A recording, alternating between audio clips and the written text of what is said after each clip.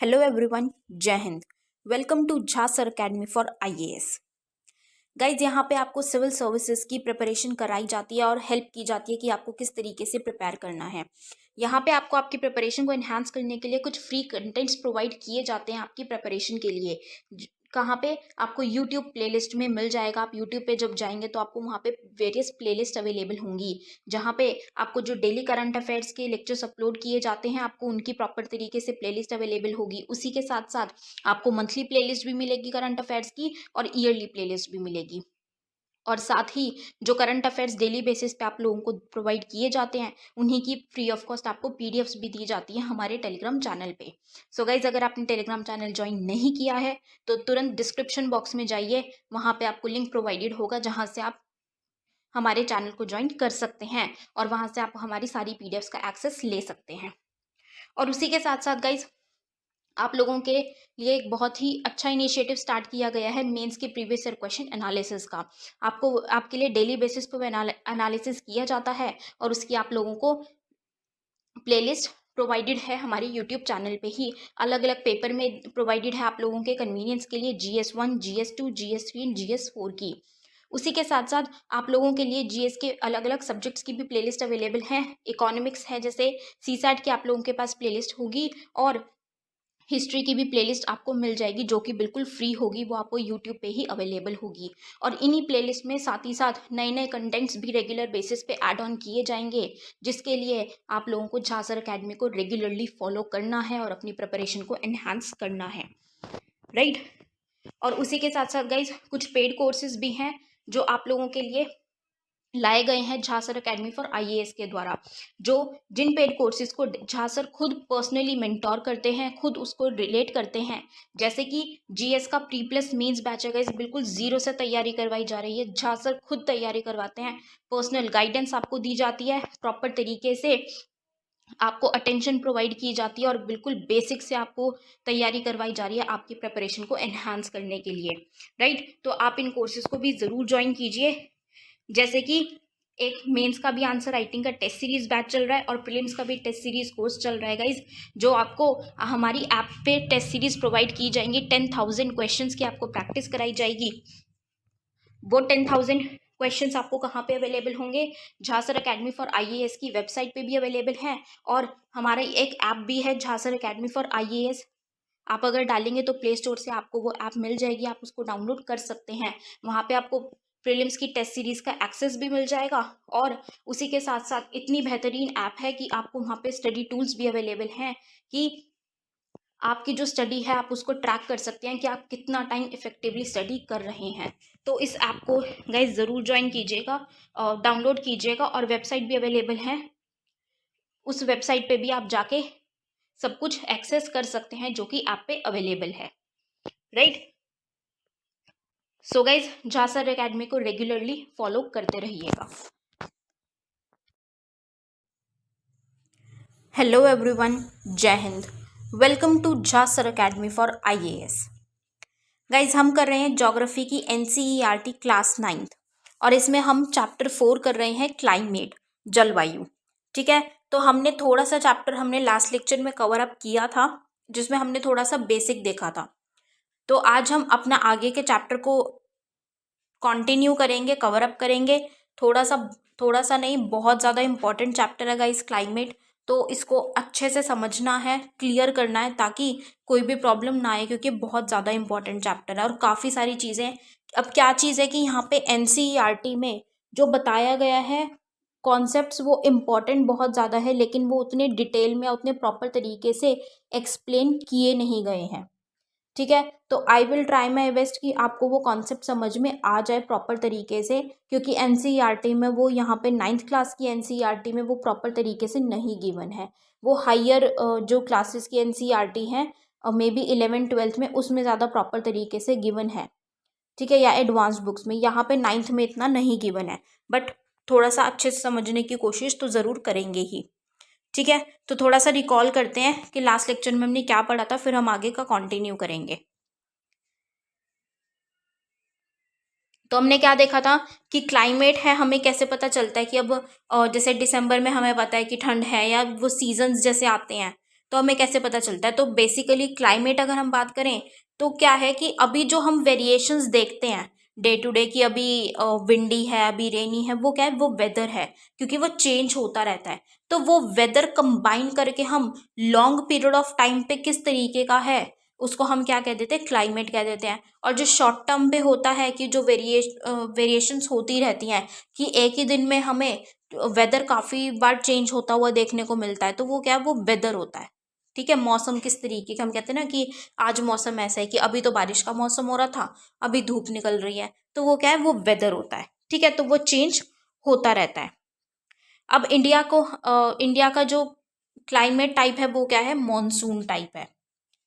ठीक, अब वो क्या होता है कि अगर हम बात करें उसके अलग अलग एलिमेंट्स है जो बहुत इंपॉर्टेंट होते हैं। तो अगर हम टेम्परेचर और प्रेसिपिटेशन की हमने बात की थी एलिमेंट्स लेके, तो वो प्लेस टू प्लेस, जैसे हमने राजस्थान जम्मू कश्मीर की बात की, या हम सीजन टू सीजन की समर्स में किस तरीके का है, और विंटर में इस सेम प्लेस पे, जैसे जम्मू एंड कश्मीर में समर में 22 डिग्री सेल्सियस देखने को मिल रहा है, और विंटर्स में हमें -45 डिग्री सेल्सियस भी। तो सीजन के बेसिस पे और प्लेस के बेसिस पे हमें टेम्परेचर में काफ़ी ज़्यादा वेरिएशन देखने को मिलती है।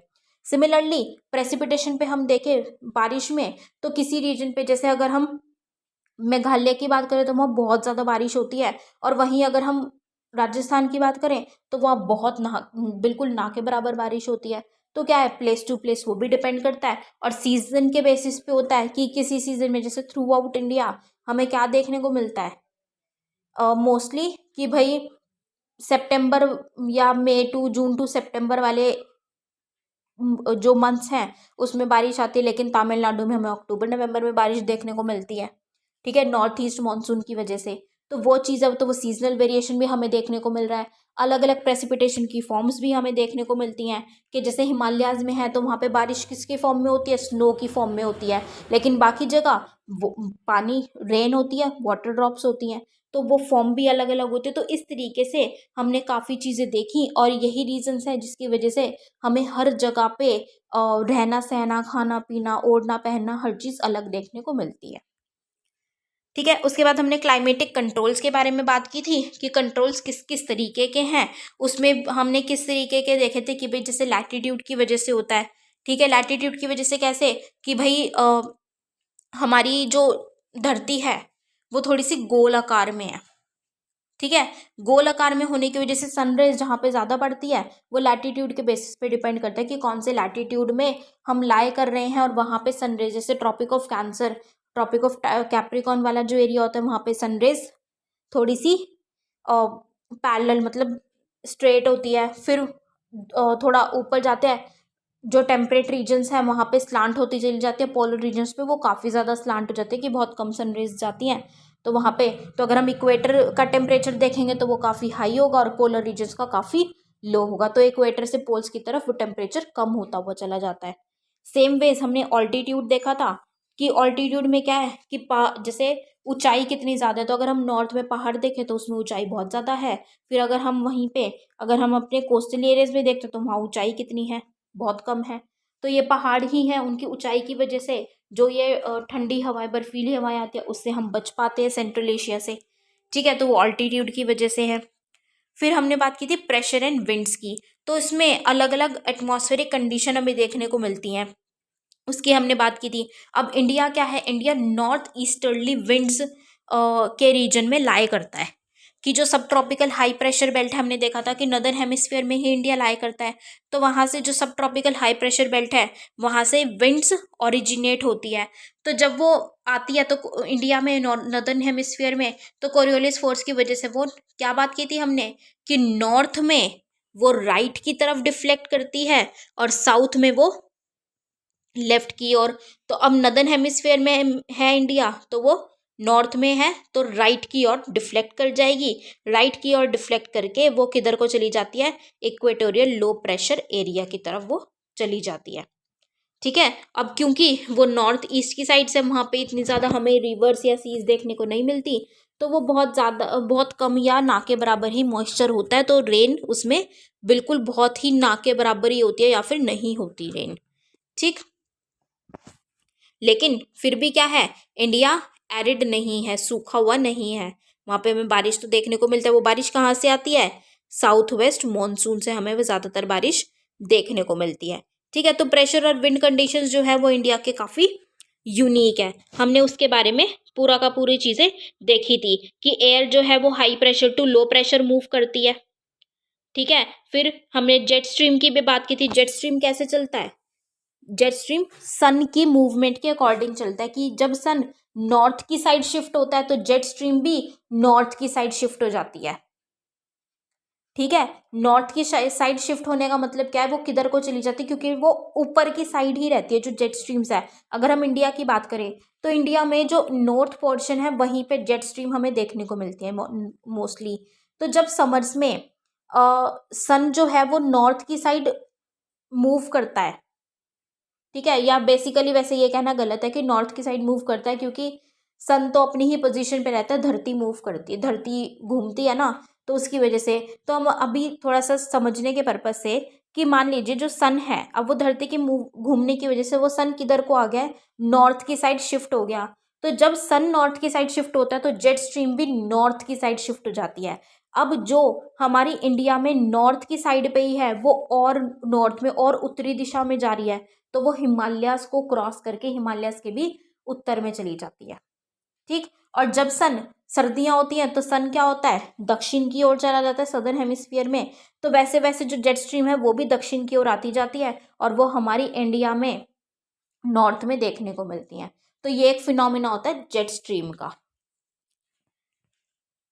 ठीक है, इतना हमने कल में पढ़ा था। अब आज हम देखेंगे इंडियन मॉनसून की बात करेंगे हम कि भारत में मॉनसून किस तरीके का होता है। The climate of India is strongly influenced by monsoon winds. ठीक है, इंडिया का क्लाइमेट हमने भी पढ़ा था कि मॉनसून टाइप का होता है, तो वो मॉनसून विंड से बहुत ज़्यादा इन्फ्लुएंस होता है। The sailors who came to India in historic times were one of the first to have noticed the phenomena of the monsoon. कि पुराने टाइम पे जो सेलर्स की जो मैरीटाइम रूट से आया करते थे, तो जो सेलर्स आते थे उन्होंने ही सबसे पहले ये मॉनसून का फिनोमिना नोटिस किया था। कैसे? They benefited from the reversal of the wind system as they came by sailing ships at the mercy of winds. कि अब क्या है, जैसे हम कहते हैं ना, सिंपल सा कॉन्सेप्ट है।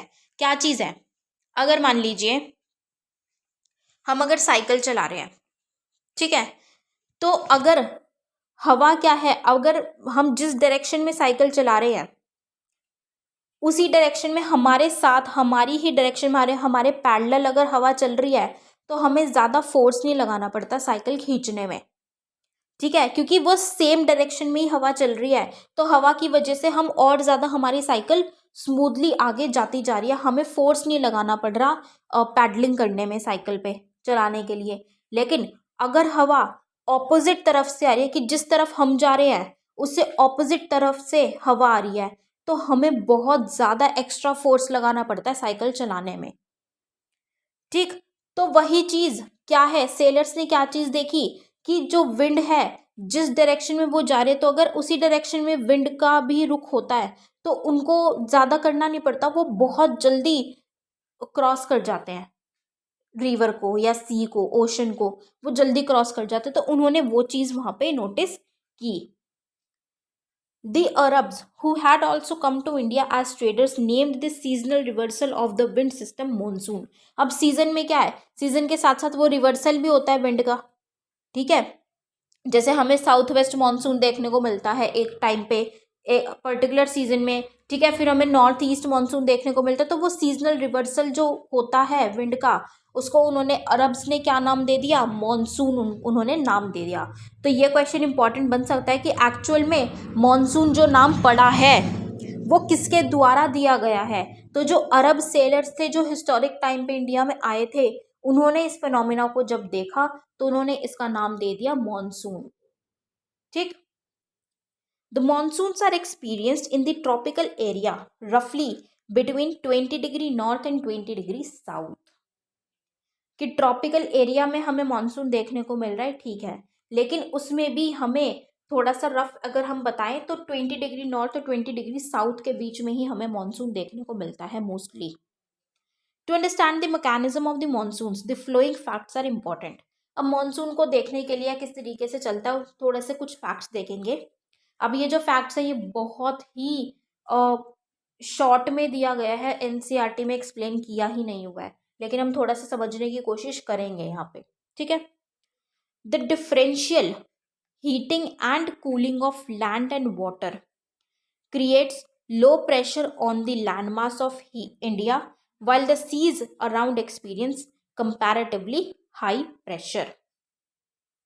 अब क्या बोला गया है यहाँ पे?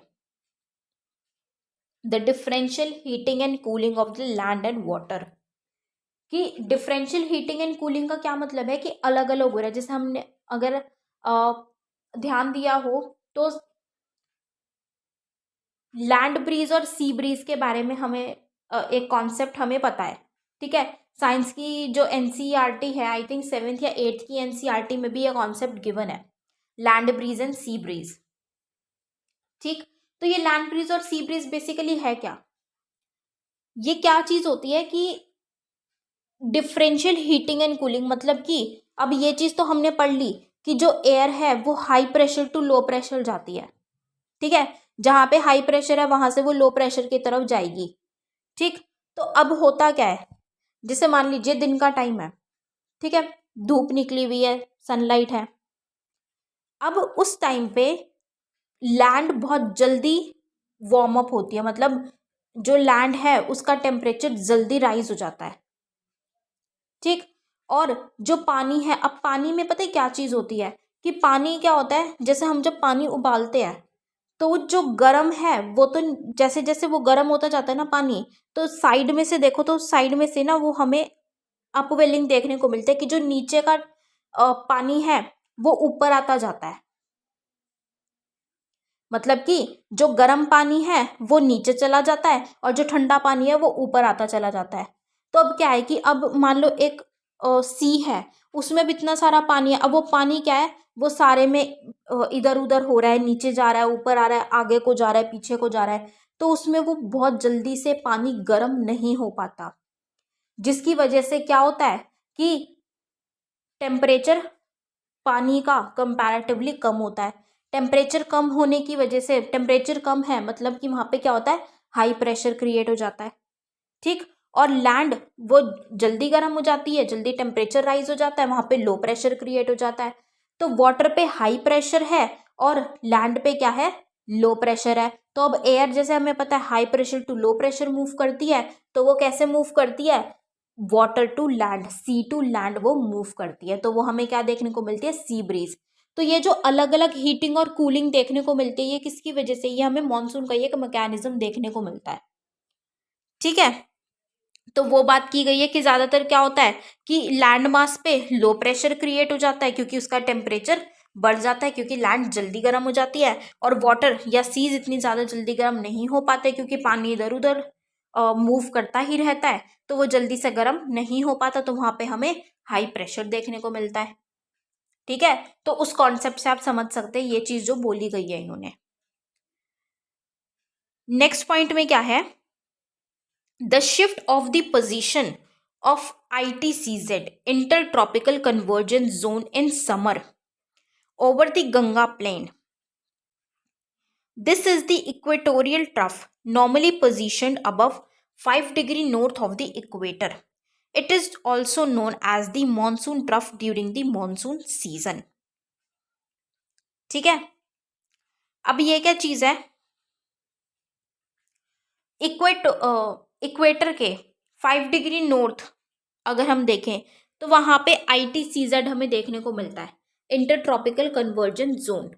अब जैसे अभी हमने जब जेट स्ट्रीम की बात की तो जेट स्ट्रीम में भी हमने क्या चीज पढ़ी थी कि जो सन है, सन जब नॉर्थ की साइड होता है, जैसे जैसे नॉर्थ की साइड आता जाता है वैसे वैसे जेट स्ट्रीम भी नॉर्थ की साइड मूव करती चली जाती है। तो वो सन की मूवमेंट के अकॉर्डिंग चलती है जेट स्ट्रीम। सिमिलरली सन की ही मूवमेंट के अकॉर्डिंग चलती है ITCZ भी। कि जब गर्मियाँ आती हैं तो गर्मियों में क्या होता है, सन हमें कहाँ पे देखने को मिलता है, जैसे जैसे गर्मी आती है सन जो है वो नॉर्थ की साइड शिफ्ट होने लग जाता है। मतलब या फिर हम कहें कि धरती घूमती है तो वो नॉर्थ की साइड हमें सन देखने को मिलता है। ठीक है, सन आ जाता है। तो जैसे जैसे सन नॉर्थ की साइड आता है वैसे वैसे जो ITCZ है, इंटर ट्रॉपिकल कन्वर्जेंस जोन, ये भी नॉर्थ की साइड ही शिफ्ट होता हुआ चला जाता है। तो नॉर्थ की साइड शिफ्ट होके ये किधर को जाएगा, ट्रॉपिक ऑफ कैंसर की तरफ।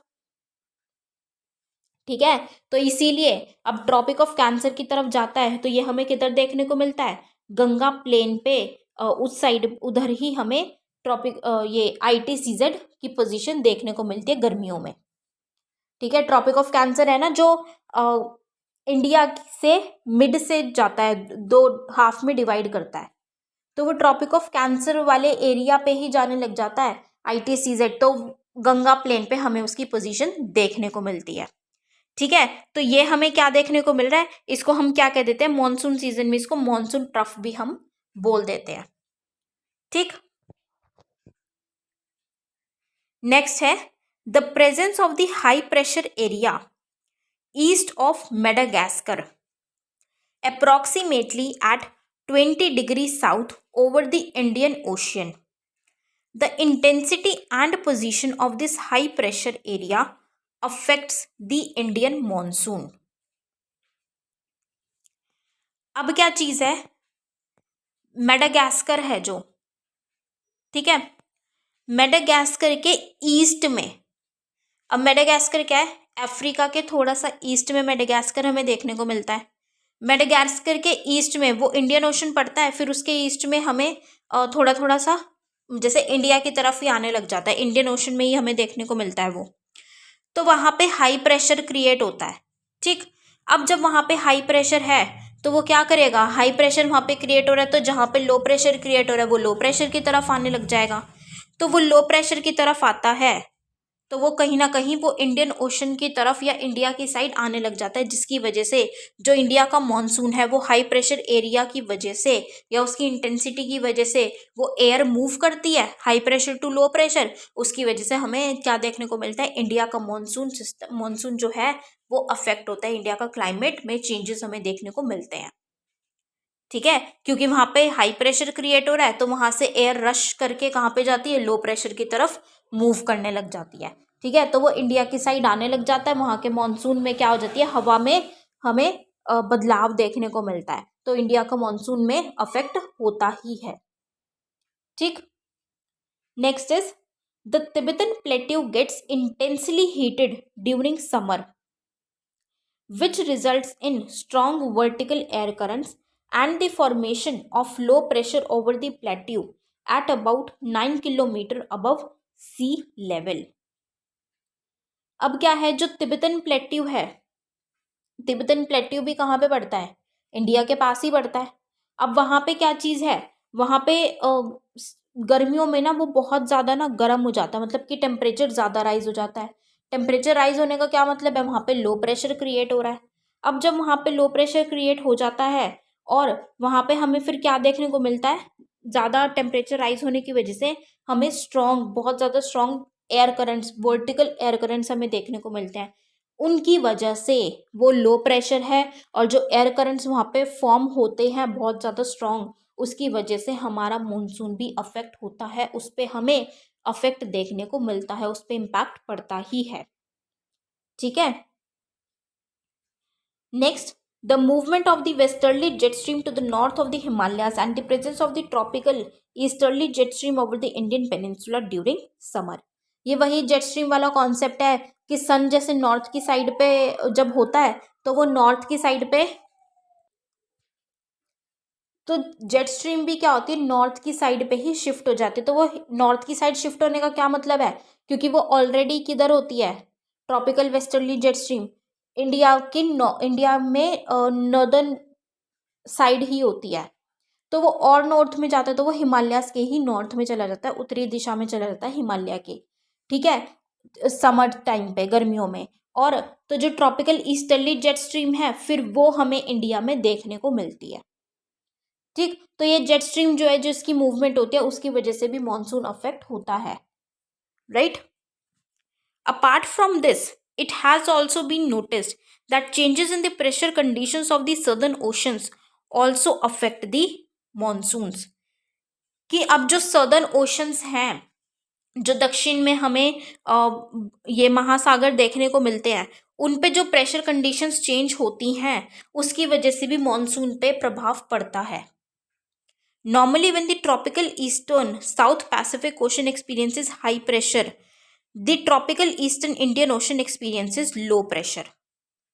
क्या देखा जाता है कि जो ट्रॉपिकल मतलब जो eastern side, eastern south Pacific ocean है, जब वहाँ पे हाई प्रेशर होता है तो ईस्टर्न इंडियन ओशन में हमें लो प्रेशर देखने को मिलता है। मतलब वही एल नीनो ला नीना वाला कॉन्सेप्ट है यहाँ पे, जो हम आगे जाके और डिटेल में अच्छे तरीके से पढ़ेंगे। तो ये जो सारे कॉन्सेप्ट है ना, जेट स्ट्रीम है, ITCZ है और लैंड ब्रीज सी ब्रीज है, ये सारे के सारे कॉन्सेप्ट्स हम 11th-12th की जो NCERT है हम उसमें डिटेल में पढ़ने वाले हैं। उसमें बहुत अच्छे से थोड़ा सा एक्सप्लेन किया गया है, यहाँ पे एक्सप्लेनेशन नहीं दी गई है, तो इसीलिए मैंने बहुत डीप में नहीं, थोड़ा सा आपको फिर भी समझा दिया कि अ, उसमें जैसे प्रेशर की वजह से है कि high pressure to low pressure move कर रही है, तो उसमें अब क्या है, हवा रुख बदल रही है, अपना जगह बदल रही है, तो उसकी वजह से मानसून तो इम्पैक्ट होता ही है।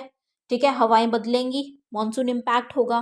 तो उसमें क्या है, मैंने आपको थोड़ा थोड़ा सा बता दिया। तो यहाँ पे वही चीज़ है कि ये जो एल नीनो ला नीना वाला कॉन्सेप्ट है, तो उसकी वजह से हम जानते हैं ला नीना होती है तो कैसे मानसून अफेक्ट होता है। ला नीना का जब हमें कंडीशन देखने को मिलती है तो इंडिया में बहुत बारिश होती है, इवन फ्लड्स भी देखने को मिलते हैं। और एल नीनो वाली कंडीशन में हमें ड्रॉट्स देखने को मिलते हैं, क्योंकि बारिश बहुत कम होती है, सूखा पड़ जाता है। तो उससे क्या हो रहा है, हमारा मानसून इफेक्ट हो रहा है। ठीक है, but in certain years there is a reversal in the pressure conditions and the eastern Pacific has lower pressure in comparison to the eastern Indian Ocean। कि जो पहले वाली थी नॉर्मली व्हेन दी ट्रॉपिकल, जब साउथ पैसिफिक ओशन में क्या होती है, हाई प्रेशर, तो ये तो क्या है, कौन सी सिचुएशन है ये, ला नीना वाली सिचुएशन। ठीक है, कि जब इंडियन ओशन की साइड पे क्या होती है, लो प्रेशर क्रिएट होता है, मतलब कि टेम्परेचर वहां पे राइज होता है। ठीक है, और Pacific ocean, south Pacific ocean पे क्या होता है, हाई प्रेशर होता है। ठीक, और तो ये तो है लानीना वाली कंडीशन, जिससे कि इंडिया का मानसून किस तरीके से अफेक्ट होता है, वहां पे बारिश ज्यादा आती है, फ्लड्स भी आते हैं। और फिर रिवर्सल भी होता है कुछ टाइम पे, जब इंडियन ओशन वाली साइड पे क्या होता है, हाई प्रेशर होता है, लेकिन पैसिफिक ओशन वाली साइड पे लो प्रेशर होता है। ठीक है, तो उस टाइम पे एल नीनो वाली कंडीशन फॉर्म होती है, वो एल नीनो वाली कंडीशन से सूखा पड़ जाता है, ड्रॉट देखने को मिलता है। तो इस तरीके से हमारा मॉनसून ला नीनो और एल नीना से भी अफेक्ट होता है। ठीक है, this periodic change in pressure conditions is known as the southern oscillation और SO। अब ये जो प्रेशर कंडीशंस की वजह से जो ये चेंज होता है, इसको हम क्या कहते हैं, मतलब कि ये जो ला नीना और एल नीनो है, इनको हम सदर्न ऑस्सिलेशन कहते हैं। The difference in pressure over Tahiti, मतलब पैसिफिक ओशन वाले रीजन पे, and Darwin in north Australia Indian Ocean वाले रीजन पे, is computed to predict the intensity of the monsoon. कि वहाँ पे प्रेशर किस तरीके का है, उसको देख के क्या प्रिडिक्शन किया जाता है कि मानसून किस तरीके का होगा, मतलब वहाँ पे क्या प्रेशर क्रिएट हो रहा है, तो उससे पता लगा लेते हैं। जो वेदर फॉरकास्ट होते हैं, जो साइंटिस्ट, वो इससे पता लगा लेते हैं कि भाई इस बार ला नीना वाली कंडीशन होगी या फिर एल नीनो वाली होगी, एल नीना वाली। ठीक है, if the pressure differences were negative it would mean below average and let monsoons. कि अगर प्रेशर डिफरेंस जो है वो नेगेटिव होगा, मतलब कि नॉर्मल वाला फेज नहीं है, थोड़ा सा क्या हो रहा है, एल नीना का इफेक्ट हमें देखने को मिल रहा है, तो उसकी वजह से क्या है कि जो मॉनसून है, मतलब जो बारिश वगैरह होगी, प्रेसिपिटेशन, वो बहुत ज़्यादा कम होगी और काफ़ी लेट आएगी। A feature connected with the SO is the El Nino phenomena, in which a warm ocean current that flows past the Peruvian current in place of the cold Peruvian current every 2 to 5 years. The changes in pressure conditions are connected to the El Nino, hence the phenomena is referred to as ENSO, El Nino Southern Oscillations. ठीक है, क्या चीज़ है, होता क्या है कि जो Australia या इंडियन ओशन वाली साइड है, वहाँ पे क्या है कि हाई प्रेशर होता, सॉरी, लो प्रेशर होता है, टेम्परेचर ज़्यादा होता है। ठीक है, अब टेम्परेचर ज़्यादा है, लो प्रेशर क्रिएट हो रहा है, क्या है, गर्म हवाएं। अब गर्म हवा ऊपर की तरफ जाती है, ऊपर की तरफ जब वो जाती है तो वो कोरियोलिस फोर्स की वजह से फिर क्या हो जाती है, वो डिफ्लेक्ट हो जाती है राइट की तरफ। जब वो राइट की तरफ डिफ्लेक्ट होती हुई जाती है तो फिर वो किधर हो जाती है, पैसिफिक ओशन की तरफ चली जाती है। अब पैसिफिक ओशन पे क्या है, हमें हाई प्रेशर देखने को मिलता है। ठीक है, वहां पे हाई प्रेशर है तो उधर जो है कोल्ड एयर, कोल्ड वाटर है, और वहां पे क्योंकि गर्म हवाएं जाती हैं तो वो वहां पे अपवेलिंग भी हमें देखने को मिलती हैं। ये तो होता है नॉर्मल कॉन्सेप्ट, लानीना वाला। और उसका जो रिवर्सल होता है वो एल नीनो कॉन्सेप्ट होता है, जिसको हम बोल देते हैं एल नीनो सदर्न ऑसिलेशन। ठीक है, तो ये हम डायग्राम के साथ प्रॉपर तरीके से हम हायर क्लासेस में पढ़ने वाले हैं, तो अभी टेंशन लेने की ज़रूरत नहीं है इस चीज़ के लिए बिल्कुल भी। ठीक है, अभी बस थोड़ा सा कॉन्सेप्ट समझना है आपको कि मॉनसून पे इसका इफेक्ट पड़ता है। डिटेल में हम आगे देखेंगे। अब चलते हैं नेक्स्ट टॉपिक पे, the onset of the monsoon and withdrawal. अब मॉनसून कब स्टार्ट होता है और किस तरीके से विड्रॉ करता है। ठीक है, मतलब वापस से जाता है। The monsoon, unlike the trades, are not steady winds but are pulsating in nature, affected by different atmospheric conditions encountered by it on its way over the warm tropical seas. क्या मॉनसून क्या है, steady नहीं है, वो change होता रहता है। ठीक है, कि जो एटमॉस्फेरिक कंडीशंस है उसके हिसाब से वो चेंज होता रहता है, कभी कैसा है कभी कैसा है, वो हमने अभी पढ़ा भी है। The duration of the monsoon is between 100 to 120 days from early June to mid September. कि जो मॉनसून की ड्यूरेशन है, मतलब बारिश कब आती है, मेनली जून टू सितंबर में ही आती है, तो वो 100 से 120 दिन के अराउंड हमें उसका टाइम पीरियड देखने को मिलता है। Around the time of its arrival the normal rainfall increases suddenly and continues constantly for 7 days. This is known as the burst of the monsoon and can be distinguish from the pre monsoon showers. कि जब monsoon enter करता ही है India में, तो जब वो आता है मॉनसून, तो उस टाइम पे क्या होता है, एकदम तेज भी बारिश होती है, काफी दिनों तक बारिश होती है, उसको हम क्या कह देते हैं, बर्स्ट ऑफ मॉनसून। कि एकदम आया, एकदम बर्स्ट हो गया, वो कहते हैं ना कि गुस्से में आया और आते ही एकदम फट गया, तो वो चीज। ठीक है, वो देखने को मिलता है, तो हम इसीलिए हमने उसका क्या नाम रखा है, बर्स्ट ऑफ द मॉनसून, कि मॉनसून आया, आते ही फट गया गुस्से में। ठीक है, the monsoon arrives at the southern tip of the Indian peninsula generally by the first week of June. ठीक है, मतलब कि जो इंडिया के जो बिल्कुल दक्षिणी पॉइंट हमें देखने को मिलता है, वहां पे जून के पहले हफ्ते में वहां तक आ जाता है monsoon. Subsequently it proceeds into 2, मतलब कि अब वो सदर्न टिप पे आ गया, वहां से अब वो क्या करता है, 2 ब्रांचेज में जाता है, डिवाइड हो जाता है। एक ब्रांच तो अरेबियन सी की तरफ जाती है वेस्ट की ओर, पश्चिम की ओर, एक ब्रांच पूर्व की ओर, ईस्ट की ओर जाती है बे ऑफ बंगाल में। ठीक है, the Arabian Sea branch reaches Mumbai about 10 days later on approximately the 10th of June। मतलब कि 10 दिन बाद, मतलब 10 जून के अराउंड सी जो ये अरेबियन सी वाली ब्रांच है, ये कहाँ पे पहुंचती है, मुंबई पहुंचती है। This is fairly rapid advance. अब ये क्या है, बहुत एडवांस में होता है, मतलब कि थोड़ा बहुत, जैसे बहुत एडवांस चल रहा है अगर, या थोड़ा सा ये है कि जून के 15-20 तारीख के आसपास ही पहुंच जाए तो वो एक नॉर्मल चीज़ है। The Bay of Bengal also advances rapidly and arrives in Assam in the first week of June. अब जो बे ऑफ बंगाल वाली ब्रांच है वो जून के फर्स्ट वीक में असम तक पहुंच जाती है, असम में। The lofty mountains cause the monsoon winds to deflect towards the west over the Ganga plains. अब क्योंकि वो असम पहुंचती है, अब उस साइड पे हमें क्या देखने को मिलते हैं, हमें पहाड़ देखने को मिलते हैं, तो वो पहाड़ों की वजह से वो वेस्ट की साइड, पश्चिम की ओर मुड़ जाती है। तो पश्चिम की ओर मुड़ के वो किधर को चली जाती है, गंगा प्लेन की तरफ वो चली जाती है, और हमें उधर बारिश देखने को मिलती है फिर। By mid June the Arabian Sea branch of the monsoon arrives over Saurashtra, Kutch and the central part of the country. अब क्या हुई थी, जो अरेबियन सी की ब्रांच थी वो क्या हुई थी, मुंबई पे आई थी। ठीक है, जून के स्टार्टिंग सी में, 10 जून के अराउंड।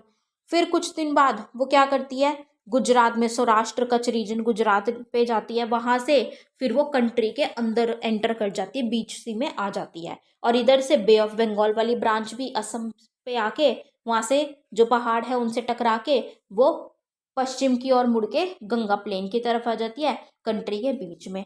ठीक, the Arabian Sea and the Bay of Bengal branches of the monsoon merge over the northwestern part of the Ganga plains. अब क्योंकि जो अरेबियन सी वाली ब्रांच है वो भी कंट्री के बीच में घुस गई है और बे ऑफ बंगाल वाली ब्रांच भी एंटर हो गया, तो वो नॉर्थ वेस्टर्न पार्ट पे, गंगा प्लेन्स की नॉर्थ वेस्टर्न पार्ट पे आके वो क्या हो जाती है, एक दूसरे से मिल जाती है दोनों की दोनों branches. Delhi generally receives the monsoon showers from the Bay of Bengal branch by the end of June. तो दिल्ली में मर्ज वाला नहीं होता, दिल्ली में कहाँ पे, बे ऑफ बंगाल ब्रांच से बारिश होती है, कहाँ पे, जून के एंड सी में हमें देखने को मिलती है. By the first week of July when Uttar Pradesh, Punjab, Haryana and eastern Rajasthan experience the monsoon. अब फिर जुलाई स्टार्ट होता है, तो जुलाई के स्टार्ट में फर्स्ट वीक में ही western UP, Punjab, Haryana, eastern Rajasthan, वहाँ पे हमें बारिश देखने को मिलती है. By mid July the monsoon reaches Himachal Pradesh and the rest of the country. फिर जुलाई के बीच सी में वो हिमाचल प्रदेश और बाकी की जो कंट्री है ऊपर की साइड, वो वहाँ पे मॉनसून चला जाता है, बारिश हमें उधर देखने को मिल जाती है. ठीक है, तो ये पूरा का पूरा फिनोमिना होता है कि किस तरीके से बारिश आती है. पहले जून की स्टार्टिंग सी में क्या होती है, इंडिया के बिल्कुल दक्षिणी भाग तक आती है, फिर वो डिवाइड हो जाती है अरेबियन सी में और बे ऑफ बंगाल में, एक वेस्ट साइड पे मतलब और एक ईस्ट साइड पे, पश्चिम और पूर्व में. पश्चिम से वो अरेबियन सी से मुंबई पे जाती है और उधर से बे ऑफ बंगाल वाली असम पे जाती है. फिर वो मुंबई से गुजरात से होती हुई कंट्री के अंदर आती है, इधर से वो असम से माउंटेन से टकराती हुई क्या हो जाती है, कंट्री के अंदर गंगा प्लेन पे आ जाती है. ठीक है, गंगा प्लेन से आती हुई फिर वो दिल्ली में बारिश करती है, बे ऑफ बंगाल वाली ब्रांच. फिर वो धीरे धीरे क्या करती है, वो और आगे आके यूपी, पंजाब, हरियाणा वगैरह वहाँ पे बारिश होती है और फिर वो नॉर्थ वेस्टर्न पार्ट में अरेबियन सी और बे ऑफ बंगाल वाली ब्रांच आके मिल जाती है. ठीक है, फिर धीरे धीरे वो क्या होती है, जुलाई तक आते आते हिमाचल प्रदेश और मतलब पूरी की पूरी कंट्री में वो फैल जाते हैं, हमें बारिश देखने को मिल जाती है. ठीक, अब ये तो आ गया मॉनसून. अब ये मॉनसून वापस कैसे जाएगा. Withdrawal or the retreat of the monsoon is a more gradual process. The withdrawal of the monsoon begins in northwestern states of India by early September. अब जुलाई में सब में आ गया, तो जुलाई अगस्त बारिश हो रही है. ठीक है, कम होती जाएगी फिर धीरे धीरे, मतलब बारिश हो रही है. फिर सितंबर शुरू होते ही अब नॉर्थ वेस्टर्न पे, जहाँ पे बे ऑफ बंगाल और अरेबियन सी वाली ब्रांचेस मिल गई थी, वहां से अब क्या होता है, मॉनसून वापसी लेनी अपनी शुरू कर देता है कि चलो अच्छा तो अब चलते हैं. ठीक है, रह लिए 2-3 महीने, मौज मस्ती कर ली, सब कर लिया, अब चलते हैं. तो वो जहाँ पे मिले थे वहीं से अब वो टाटा बाय बाय कर देते हैं. ठीक है, नॉर्थ वेस्टर्न स्टेट्स के वहाँ से. ठीक है, वो अब टाटा बाय बाय करते हैं. अब the withdrawal from the southern half of the peninsula is fairly rapid. अब जो सदर्न हाफ है मतलब जो दक्षिणी भाग है, अब क्योंकि वो तो बहुत सबसे पहले आया ही मॉनसून वहीं पे है, अब जहाँ पे सबसे पहले आएगा, सबसे पहले टाटा बाय बाय भी वहीं से होएगी सबसे जल्दी से. ठीक है ना, मतलब जहाँ पे आए हुए बहुत ज़्यादा दिन हो गए हैं, कहते हैं ना जहाँ ज़्यादा दिन हो गए वहाँ से ही पहले निकल लो, तो सदन में सबसे पहले आया था तो वहीं से सबसे पहले जाएगा भी. ठीक है, तो उधर से बहुत जल्दी चला जाता है. Bye early December the monsoon has withdrawn from the rest of the country.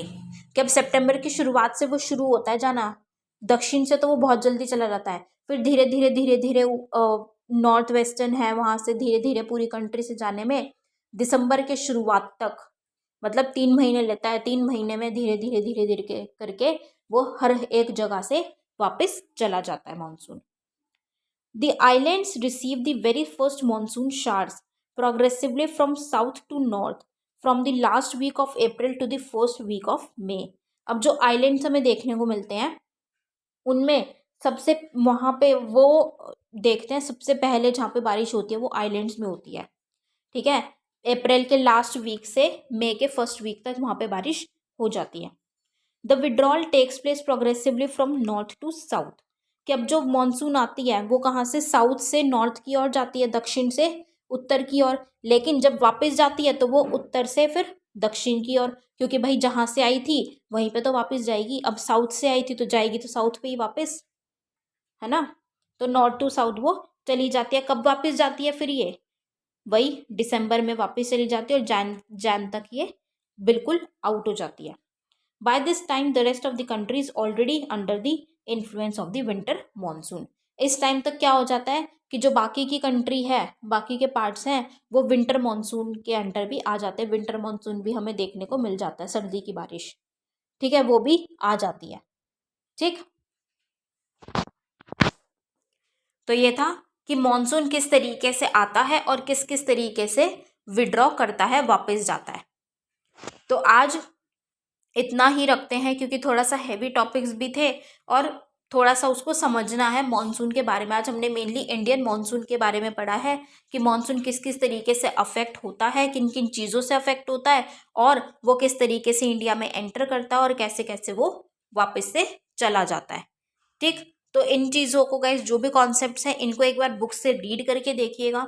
जहाँ पे नहीं समझ में आता है वहाँ पे आप दोबारा एक बार पूछ लेना, ठीक है। मैं दोबारा से एक्सप्लेन कर दूंगी उन कॉन्सेप्ट्स को जो आपको नहीं समझ में आ रहे हैं। ठीक, तो एक बार देख लेना। बाकी टेंशन लेने की, मैं दोबारा बोल रही हूँ, ज़रूरत नहीं है। ITCZ है, जेट स्ट्रीम है, क्या होते हैं, या एल नीनो ला नीना क्या है, अभी उसकी टेंशन नहीं लेनी है। हम जैसे जैसे प्रोग्रेस करेंगे अभी आगे की क्लासेस में, हम वहाँ पे कवर अप उसको डिटेल में प्रॉपर तरीके से कवर अप कर लेंगे, क्योंकि अभी क्या है, NCERT में उतना प्रॉपर तरीके से इनमें नहीं गिवन है। देखा ना कि ITCZ ये है या जेट स्ट्रीम है, बिल्कुल 4 to 5 लाइन्स में ही दिया हुआ है। वो 4 to 5 लाइन्स का कॉन्सेप्ट है ही नहीं, वो पूरा डिटेल में समझाने वाला कॉन्सेप्ट है। तो अभी हम जब हायर क्लासेस की NCERT करेंगे, हम उसको तब कवर अप कर लेंगे डिटेल में, ठीक है। तो अभी जितना है कि वो मॉनसून को अफेक्ट करता है, वो किस तरीके से मूवमेंट होती है, क्या होता है, सिर्फ इतना ही अभी आपको देखना है। उसमें कोई भी प्रॉब्लम हो, रीड करके देख लेना, तो आप उसको पूछ सकते हो, ठीक है। बाकी का चैप्टर अपना कल फिनिश अप कर देंगे। सीजन्स रह गया है, वो हम कल देख लेंगे, वो ज़्यादा टिपिकल नहीं है, नॉर्मल सी चीज़ है, उसको हम कल वाइंड अप कर देंगे, ठीक है। तो आज के लेक्चर को यहीं पे फिनिश अप करते हैं। Thank you so much, have a great day ahead. जय हिंद।